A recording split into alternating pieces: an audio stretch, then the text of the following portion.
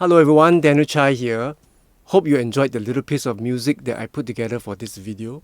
The past few videos where I talked about changing guitar parts and demoing the guitars, in those videos I played the guitars without any real musical context.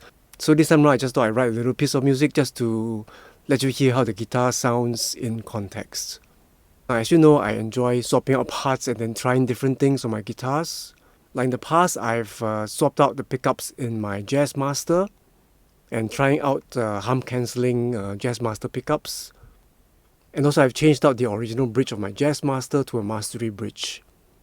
I've also done pickup comparisons with the Michael Landau noiseless pickups and also done a humbucker comparison with the Sir Tom Bucker and the Samuel Duncan JB Trembucker or TB.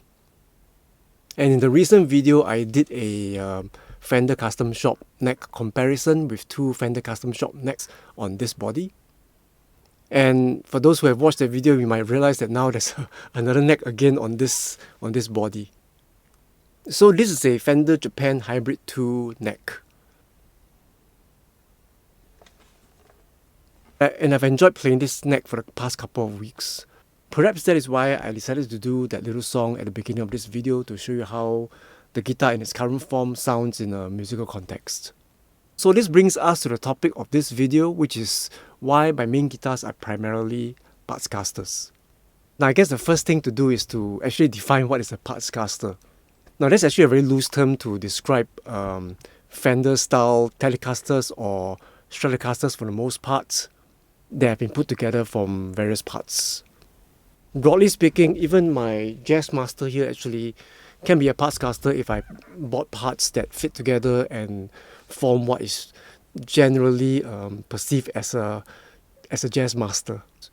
But I'm just going to focus on the Strat because that's what I primarily use. Now the first reason why I use Partscaster is actually something you can see from the videos I've done. I just enjoy putting together or taking apart some of these guitars and parts and then see how they feel, how they sound.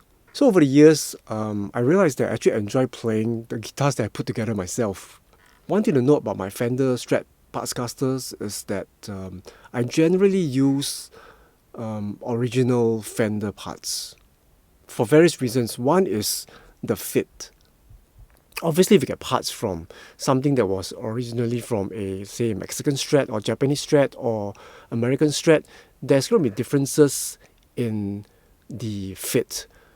But I find that the tolerance across these makes generally are very small. So I've never really had any issues with putting parts together from different makes.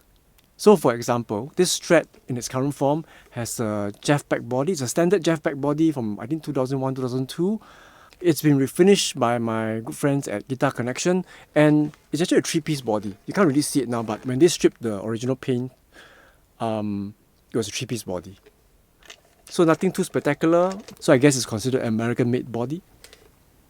This pickup I actually got from a 1969 Fender Custom Shop Strat. The bridge is one of those older 2-point American standard bridge, which I really like a lot. In fact, I got spares for this. And as mentioned earlier, the current neck is a Fender Japan Hybrid 2 neck, which is kind of modern. It's a flatter radius, I think it's 9.5. It's got, I think, semi-jumbo frets, 22 frets. And I always put lock-in tuners on, or lock-in tuning machines on my guitars. All my electric guitars have lock-in tuning machines. And I will talk about lock-in tuning machines in another video. I guess it is possible to mix and match with parts that are manufactured by other parts makers like Warmoth and WD Music and a few others. But generally, I just kind of get Fender original parts anyway, because as mentioned, I kind of know they will fit because the tolerance is very small. So these Partscasters that I put together generally are not inexpensive, because if you consider the kind of parts that I use to put together my Partscasters, they could easily add up to me buying a Fender Custom Shop. So I guess this leads me to another reason why I use Partscasters. And that's probably more personal and aesthetic as well. There are a lot of good guitar makers and manufacturers out there who make really good Strat style guitars at different price points. ranging from the really budget ones to boutique makers. For me, my first electric was a Japanese Fender Strat. And I guess because a lot of the players I grew up listening to were Strat players, so for me, a Fender Strat or Strat style guitar is really my go-to instrument for a lot of stuff that I do. Because I do think that it is the most versatile kind of electric guitar you can find out there. I know there are a lot of hybrid guitars out there that kind of mesh Fender and Gibson style specs, but perhaps I'm more traditional and I just prefer kind of a regular Fender Strat style guitar with just perhaps upgraded specs like 22 frets, humbucker in the bridge, and maybe a 2-point like tremolo system.